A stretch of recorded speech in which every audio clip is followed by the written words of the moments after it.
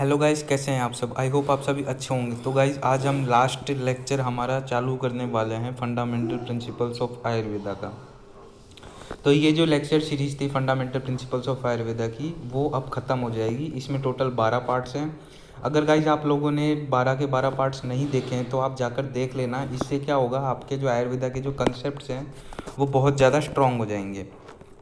तो आज हम सबसे पहले स्टार्ट करने वाले हैं द्रव्य गुण कर्म सिद्धांत, substance, their property and function. तो Ayurveda believes that substance means dravya can very well be studied by understanding it properties and functions. जो द्रव्य है उसको बहुत अच्छी तरीके से समझा जा सकता है जब हमें उसकी जो अंडरस्टैंडिंग हो गुण की और कर्म की, द्रव्य के। फिर functional activity of any substance depends entirely on its properties. Properties develop according to composition and structure of substance. One can learn the detailed definitions of dravya, substance, guna, properties or attributes and कर्म function while studying the subject of first year BMS पदार्थ विज्ञान।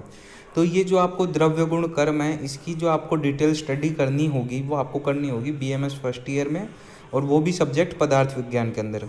आपने अलग से chapter देखे होंगे पदार्थ विज्ञान के अंदर द्रव्य गुण कर्म के ऊपर, तो वहाँ पर आपको डिटेल में स्टडी करनी है। ये जो द्रव्य गुण कर्म है ये भाव पदार्थ के अंदर आते हैं। फिर उसके बाद में बात आती है द्रव्य से रस वीर्य विपाक प्रभाव सिद्धांत। इसका मतलब क्या होता है, energetic principles. These are the energetic principles of food and herbs. ये एनर्जेटिक प्रिंसिपल है फूड के और हर्ब्स के।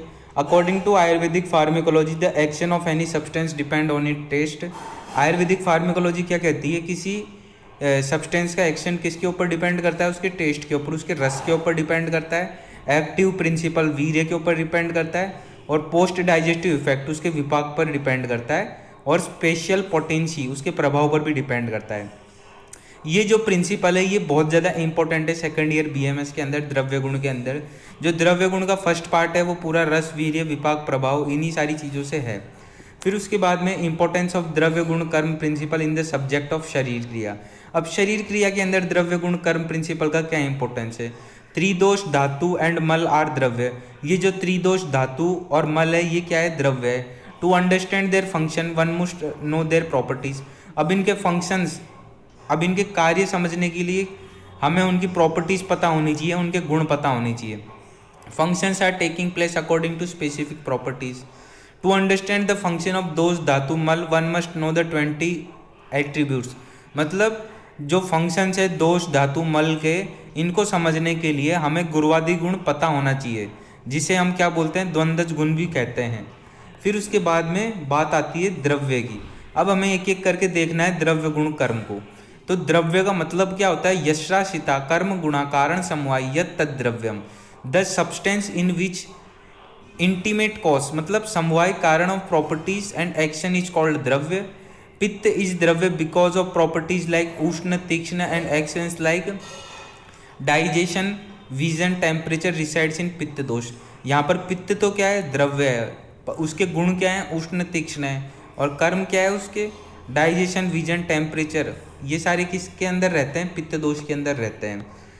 तो यहाँ पर आप अच्छे से देख सकते हो, अर्थात जहाँ कर्म और गुण आश्रित होते हैं, जो समवाय कारण में होते हैं गुण कर्म के लिए, उसे द्रव्य कहते हैं।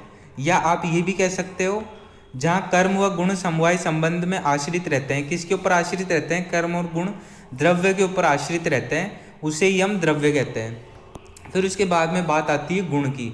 तो गुण का मतलब क्या होता है, समवाय तो निश्चेष्टा कारण गुणा, the factor which remains intimately contact with dravya but inactive by itself is called as guna. ये जो फैक्टर है ये रहता तो द्रव्य के अंदर है, लेकिन अपने आप से क्या है, इनएक्टिव है, उसे ही हम गुण कहते हैं। उष्ण एंड तीक्ष्ण are the properties of pitta दोष। जो उष्ण और जो तीक्ष्ण गुण है, ये जो प्रॉपर्टीज है वो किसकी है, पित्त दोष की है।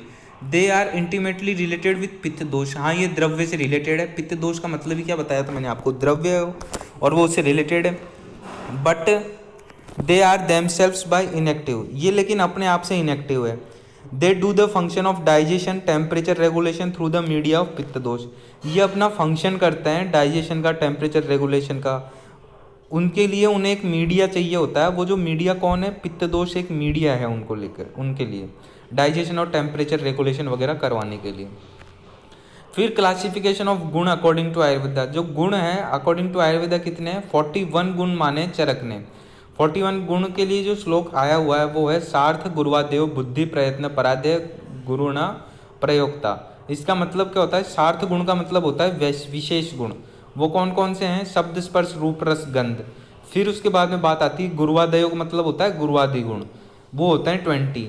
फिर उसके बाद में बुद्धि और प्रयत्न, इन दोनों को मिलाकर आध्यात्मिक गुण बनते हैं, वो होते हैं 6। उसके बाद में परादय मतलब पारादि गुण, ये होते हैं 10। तो ये तो बात कर ली हमने गुण की। गुण कितने होते हैं आयुर्वेदा में, जो आयुर्वेदा में जो गुण होते हैं वो 4 टाइप्स में रहते हैं अकॉर्डिंग टू चरक। चरक ने 41 गुण माने। पहला गुण है सार्थ गुण, दूसरा है गुरुवादि गुण, तीसरा है आध्यात्मिक गुण, चौथा है पारादि गुण। ये 4 टाइप्स के गुण होते हैं। पारादि गुण होते हैं 10, गुरुवादि गुण होते हैं 20, आध्यात्मिक गुण होते हैं 6 और सार्थ गुण या वैशेषिक गुण ये होते हैं 5। अगर आप इनको ऐड करोगे तो 41 गुण हो जाएंगे। फिर उसके बाद में गुण की डेफिनेशन हम देख लेते हैं हिंदी के अंदर। अर्थात जो द्रव्य समवाय अर्थात अपृथक भाव। जो द्रव्य समवाय का मतलब क्या होता है, अपृथक भाव से, मतलब जिसको अलग नहीं किया जा सकता हो। जैसे कि गुण जो है वो द्रव्य के अंदर रहता है, उसे अलग नहीं किया जा सकता। इनके बीच में जो बॉन्डिंग रहती है वो इनसेपरेबल बॉन्डिंग रहती है। और स्वयं चेष्टा रहित होता है। जो गुण होता है वो स्वयं चेष्टा रहित होता है, इनएक्टिव होता है, कोई भी कार्य नहीं करता है। ये मैं आपको पहले ही एक एग्जाम्पल से समझा चुका हूँ ऊपर। उसे ही हम क्या कहते हैं, गुण कहते हैं। उसके बाद में बात आ जाती है कर्म की। तो कर्म के लिए जो श्लोक आया हुआ है वो है संयोग च विभाग च कारण गुण द्रव्य आश्रितम कर्तव्य से क्रिया कर्म कर्म न अनिदक्षते। इसका मतलब क्या है, karma means action which is responsible for union and separation of molecules of dravya function take place according to the properties. यहाँ पर जो संयोग और विभाग करने का काम है ये किसका है, कर्म का है। और जो कर्म है वो किसी दूसरे की अपेक्षा नहीं करता है संयोग और विभाग करने के लिए। फॉर एग्जाम्पल मूवमेंट ऑफ वात अकर ड्यू टू लघु एंड चलक। जो मूवमेंट है वात का वो किसकी वजह से होता है, लघु और चल प्रॉपर्टीज की वजह से होता है, वात दोष की। फिर उसके बाद में हिंदी में भी मैं आपको मीनिंग समझा देता हूँ कर्म का। तो अर्थात जो संयोग विभाग में कारण होता है उसे ही हम क्या बोलते हैं, जो संयोग और विभाग में कारण होता है उसे ही हम क्या कहते हैं, कर्म कहते हैं। और जो द्रव्य पर आश्रित होता है ये भी द्रव्य पर आश्रित है, गुण भी द्रव्य पर आश्रित था। कर्म संयोग व विभाग के लिए अन्य किसी की अपेक्षा नहीं करता है। मैंने आपको बता दिया कि जो कर्म होता है वो किसी दूसरे की अपेक्षा नहीं करता है संयोग और विभाग करने के लिए। फिर उसके बाद में जो हमें नेक्स्ट सिद्धांत देखना है वो हमें देखना है कार्य कारण सिद्धांत। इसका मतलब क्या होता है, principle of cause and effect relationship. There are always exist some particular cause behind any function और एक्टिविटीज। पहले से ही कोई ना कोई कॉज, कोई ना कोई कारण होता है किसी एक्टिविटी को करवाने के लिए। विदाउट रीजन, किसी कारण के बिना कोई भी फंक्शन अकर नहीं होता है। बिना कारण के कार्य की उत्पत्ति नहीं होती है। अब इसमें भी 2 टाइप्स आ जाते हैं कार्य कारण सिद्धांत के अंदर। पहला तो आ जाता है सत्कार्यवाद, दूसरा आ जाता है असत्कार्यवाद। सत्कार्यवाद का मतलब ही होता है सत्तावान कार्य, यहाँ पर जो कार्य की सत्ता रहेगी। उसके बाद में जो सत्कार्यवाद है उसको कौन मानता है, आयुर्वेद और सांख्य दर्शन सत्कार्यवाद को मानते हैं। ये आप पदार्थ विज्ञान के अंदर में आप डिटेल में पढ़ोगे।